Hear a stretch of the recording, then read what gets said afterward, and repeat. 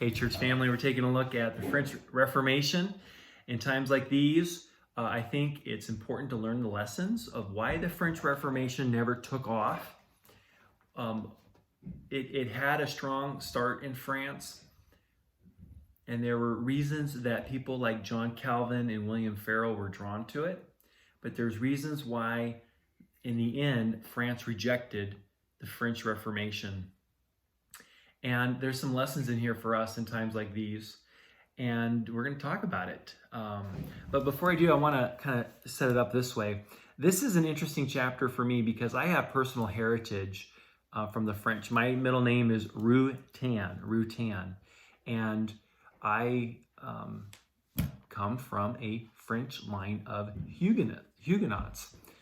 My great-great-great-great-great-great-grandfather was royalty. He was posed to inherit a position with land and leadership, and he turned it down because he chose to be a Protestant Huguenot. His younger brother remained Catholic, and under the leadership of the French government, Francis I, who chose to remain Catholic, his younger brother cooperated with that, and he inherited the land. And so I come from a line of people who chose to sacrifice worldly possessions and worldly honor and control for the faith of our fathers. And that great-great-great-great-grandfather, that prince, ended up having to leave, and at some point his descendants headed off to America. They headed off to Pennsylvania, founded a town called Rutan. Now, I often kind of think about this, and I say, why am I not speaking French today? Well, because I primarily identify with, the kind of the British history, and the American colonization was Britain and British law, and I'm a Protestant. I'm not Catholic. And why? Because in many ways, France was a strong country. It was poised in many ways, could have been the main colonizer of the world. It could have been like Britain, the empire upon which the sun never set. But it didn't. And I think, just real quick, I think that the Protestant Reformation enabled and strengthened the middle class, which was the key to economic success. To have many people in a country with strong values, piety, who worked hard, a lot of minds working on economic ventures, enabled the country at large to colonize and to spread and to be strong and shape the world. And France chose to remain Catholic for various reasons. We're going to talk about them in a minute.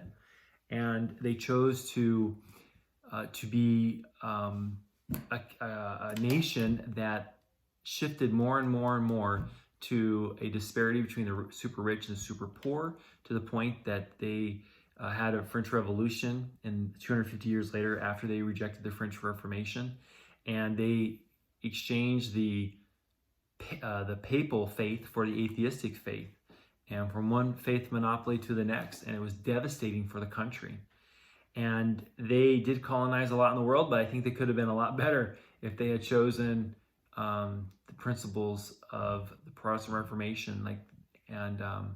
But they didn't. A lot of their great people identified as Huguenots and as Protestants, and rather than taking this class of people who were hardworking and honest and pious, they persecuted them, and that's just a disaster for a nation. So anyway, again, this history is real.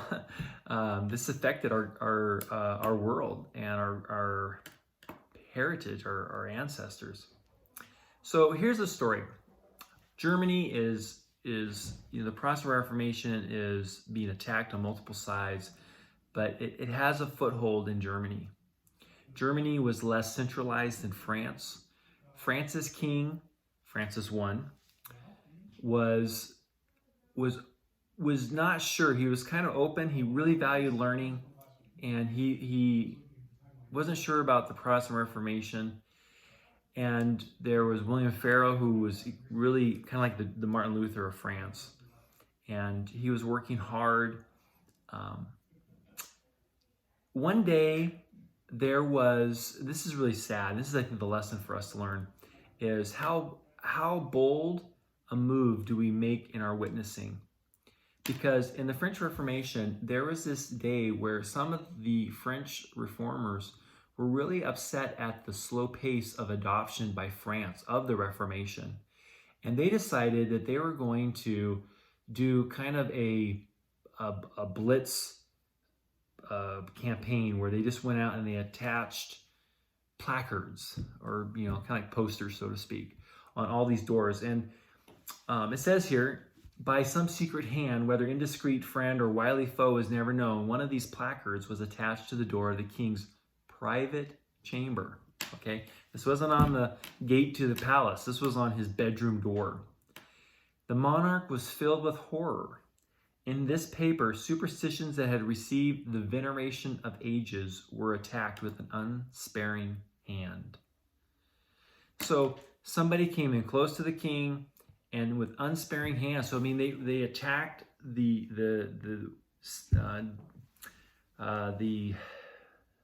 closely held superstitions of the ages, and just were not nice, unkind, bold words. And this example of unexampled boldness of obtruding these plain and startling utterances in the royal presence aroused the wrath of the king. In his amazement, he stood for a little while trembling and speechless. Then his rage found utterance in the terrible words, "Let all be seized without distinction who are suspected of Lutheracy," Lutheranism and heresy, Lutheracy. "I will exterminate them all." Here was this moment where the Protestant Reformation was like a seedling, and it's kind of like it's just barely, taking root. And some person did a campaign, and it aroused the fears of the king that the Protestantism was a societal disordering phenomena. It was going to upset the order and structure of society. And not only would the Pope be attacked, the king would be attacked. And it really set him on the wrong course. Now, I think of people who put up billboards who say, the Pope is the Antichrist. And I often say to myself, well, that's true, but is it really, can you really boil the truth down to a soundbite, to a billboard line? Does the truth need more substance and more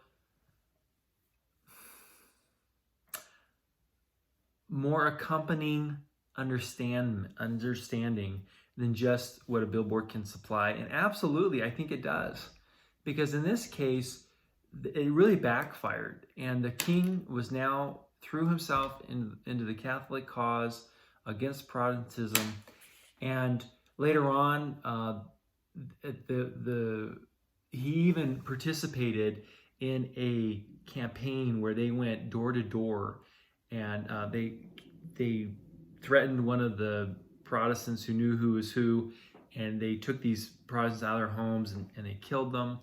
And then they did this ceremony later on where the king, confessed and wept how sad he was that the Catholic faith was being attacked, and he had not done more. And the Catholic priests were just exultant about this special ceremony. And they had martyrs who they killed there on that day. And that was the day that France really cemented itself on the Catholic side. And it didn't need to happen. But somebody was unwisely ambitious. You can't fault them for wanting to say the truth. You can't fault them for wanting to be ambitious. But you can't stretch a seedling and turn it into an oak overnight. You can't take truth. It takes time to grow. Jesus called the truth a seed. Seeds and seedlings and plants take time to grow. And I think it'd be wise for us to realize that. The second thing I think is really beautiful about this story, this chapter, is John Calvin was French, and he was a diehard Catholic. In fact, his cousin came to him and told him about the truths of salvation by grace. And John Calvin said, "You're never going to convince me." But he went home and he started thinking about it, and he ended up giving his life to the truths. And one of the things that was instrumental, that conversation, but the other thing that really hit John Calvin was he witnessed a martyr's death. And this is what's fascinating, is that when he saw that martyr dying, he saw the peace on his face. He saw the peace on a dying man's face. And it so impressed John Calvin that how could this man who believed in falsehood, how could he have such joy? I mean, in the worst of circumstances. Now, I want to just talk about that for a moment, because right now, so many people have fear. They do not have peace. The world is turning upside down, and a lot of people are really flustered with what's happening in our world. And I think they can get rash.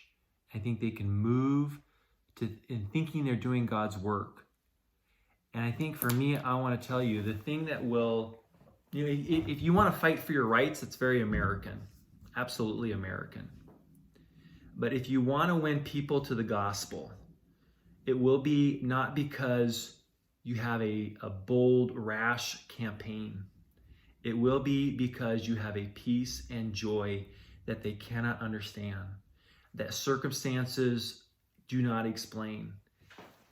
It will be a spiritual awakening in the heart that the Holy Spirit moves upon them and says to that person, "Why does the Seventh-day Adventist have such peace in such stressful times?"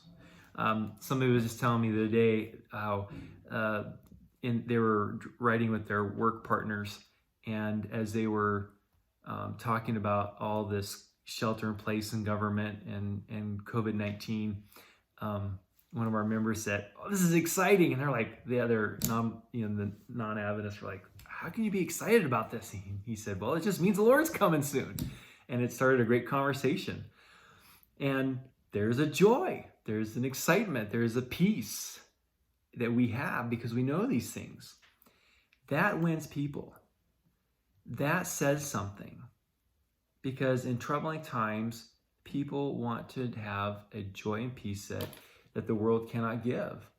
And John Calvin saw this, and between the conversations of influence and persuasion and the witness of the martyr's peace, John Calvin decided to he started to study, and he became a huge reformer, a father of the faith. And he ended up going over to Geneva. He didn't want to, he was shy, he was retiring, very bookish. He did not want to be in the battle. Martin Luther kind of enjoyed the battle. John Calvin didn't.